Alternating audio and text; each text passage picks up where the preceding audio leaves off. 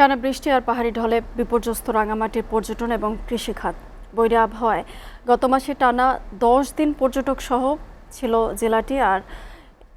শূন্য ছিল জেলাটি আর পাহাড়ি ঢলে তলিয়ে গেছে ৩,৬৭৫ হেক্টর ফসলি জমি।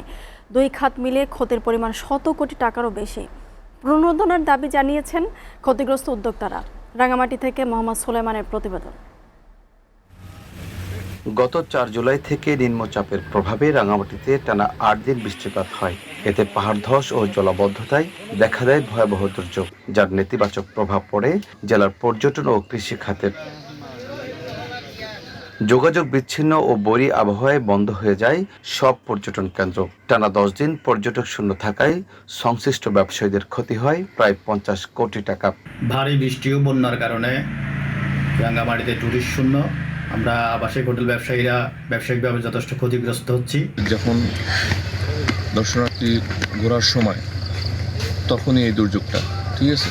তো আমাদের দৈনিক অনেক টাকা এটা বলা যাবে না, মানে বলার বাহিরে আর কি, এই ধরনের ক্ষতি আমাদের হয়েছে।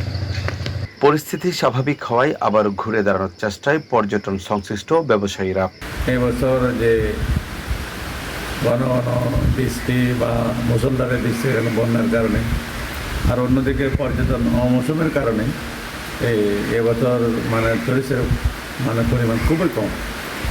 তবে আশা রাখি সামনে বৃষ্টি কমে গেলে এবং বন্যার তীব্রতা কমে গেলে টুরিস্টরা আবার আমাদের রাঙামাটিতে সে আগের মতো আবার রাঙামাটি ঘুরতে আসে।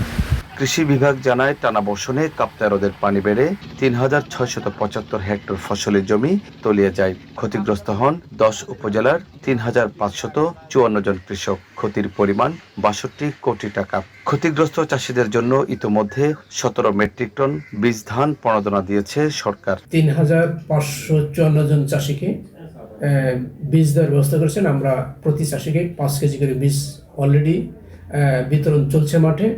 এর বাইরেও ধান গবেষণা ইনস্টিটিউট এবং বাংলাদেশ পরগনা কৃষি ইনস্টিটিউটে আমি প্রায় 1.5 টন বীজ এনেছি এবং সেই বীজগুলো আমরা চাষিদের কাছে বিতরণ করে দিয়েছি।